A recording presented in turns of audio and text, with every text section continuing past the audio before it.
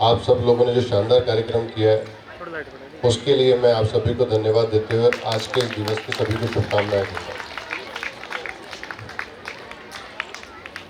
School के director Radheshyam जी कुमार साहब, सुरेश जी, पूनिया जी हमारे सामने बैठे हैं, मोहन जी भी निकल गए, और बाकी जो मंचा सिंह हैं और हमारे मित्र और मेरे छोटे भाई रामेश्वरम स्कूल के डायरेक्टर और पुरोधा जितेंद्र शर्मा जी, विजय शर्मा जी, अभिभावकगण, प्यारे बच्चों और स्कूल की जो भी प्रिंसिपल साहब के साथ में अध्यापकों की टीम है, उन सभी का स्वागत वंदन करते हुए मैं कुछ बात बच्चों से कहना चाहूँगा। बच्चों, आप लोगों को ये तो पता ही होगा कि आज हम ये कार्यक्रम क्यों कर रहे हैं। इस बात की जानकारी आपको स्कूल में आपके शिक्षकों ने, आपके टीचर्स ने आपको दी होगी। बड़े ही खुशी और उत्सव की बात है कि 15 अगस्त 1947 को हमारे जाबाज शहीदों ने जब इस देश को आज़ाद करवाया, उसके बाद में इस देश का एक संविधान लिखा गया। ये संविधान आज के 2 महीने पहले पूर्ण लिख लिया गया था। 26 नवंबर 1949 के अंदर ही इसका लेखन पूरा हो गया था, लेकिन 26 जनवरी 1950 नवंबर में पूरा हुआ। 50 में जनवरी 50 में जब इसको जारी किया गया, उसका दिन सिर्फ इसलिए तय किया गया कि 26 जनवरी 1950 का दिन अभिजीत का मुहूर्त था और उस मुहूर्त के हिसाब से इसको जारी किया गया, तो तारीख बनी हमारी 26 जनवरी 1950। गणतंत्र दिवस, गणतंत्र, गण का मतलब लोग और तंत्र का मतलब कार्यशैली।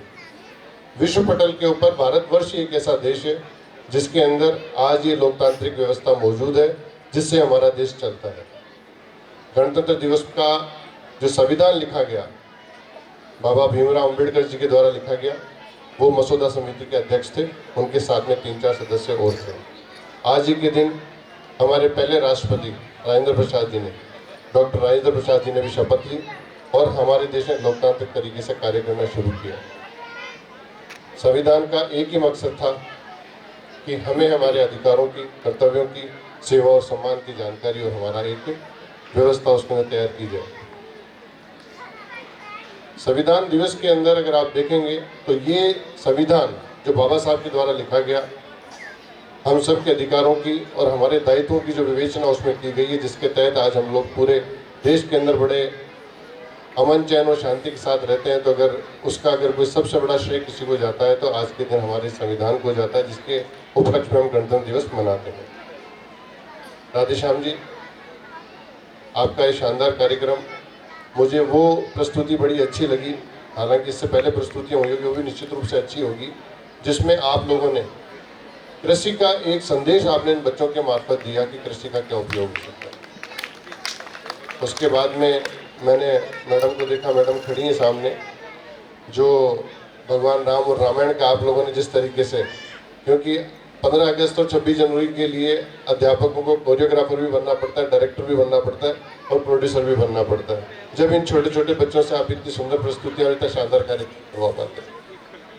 बच्चों से ज़्यादा मैंने मैडम की मेहनत देखी, इसलिए मैं आपका और आप सभी लोगों का एक बार सभी लोगों से तालियां बजवा के स्वागत करवाना चाहूँगा।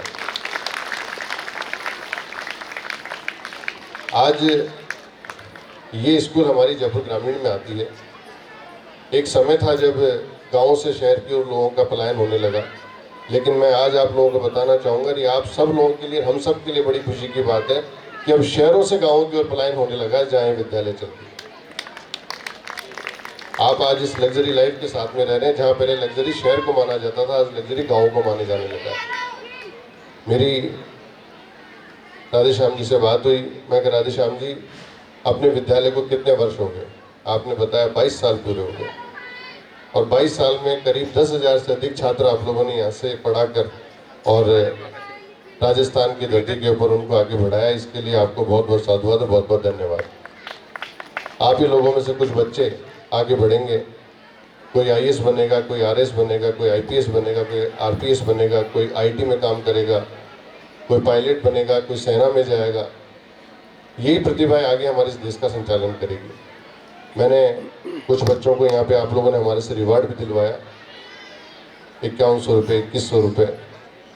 उस रकम की कीमत नहीं है, कीमत है कि आपके द्वारा उनको सबके सामने बुला के जो आपने जिस तरीके से आपने उनको पुरस्कार दिया, ये महत्वपूर्ण है। 95%, 98%। और मैं तो क्या नाम है आपका? दौलत जी, आप हिंदी के टीचर हैं स्कूल के अंदर, और 100 नंबर हिंदी के अंदर आना, हमारे टाइम तो हिंदी मीडियम स्कूल ही चला करती थी और हिंदी मीडियम के स्कूल के बच्चों के नंबर अक्सर कम ही आया करते थे।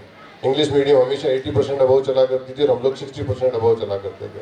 अगर हमारे मार्क्स 62, 63% या 65% आ जाते थे तो मान के चलो कि पूरी कॉलोनी में लड्डू बटा करते थे। और इंग्लिश मीडियम का छात्र हमेशा 80% प्लस चला करता था। तो आपके द्वारा जो 100 नंबर भी अगर आप हिंदी में अगर उन बच्चों को लाने के काबिल बना पाए तो उसके लिए आपके लिए भी बहुत बहुत धन्यवाद, बहुत बहुत साधुवाद है। विद्यालय शिक्षा का वो एक वास्तुकला का मंदिर होता है जहाँ अध्यापकों के द्वारा, उनके डायरेक्टर्स के द्वारा एक मूर्तिकार की तरह इन बच्चों को गढ़ा जाता है। ये अपने ज्ञान और विवेक से इन बच्चों को तैयार करते हैं। अच्छा स्कूल अगर आपको मिले तो आप ज़िंदगी में बहुत अच्छी तरक्की कर सकते हैं। मैं मेरे जीवन में, मैं आज जहाँ भी जिस भी जगह पहुँचा हूँ उसमें मैं मेरे स्कूल को बहुत बड़ा श्रेय देता हूँ। आप पूर्व में भी कभी सुनेंगे तो मेरे स्कूल का मेरे जीवन में बहुत बड़ा श्रेय है कि अगर आपको अच्छा स्कूल मिल जाए तो आपका विकास और आपकी तरक्की को कोई नहीं रोक सकता।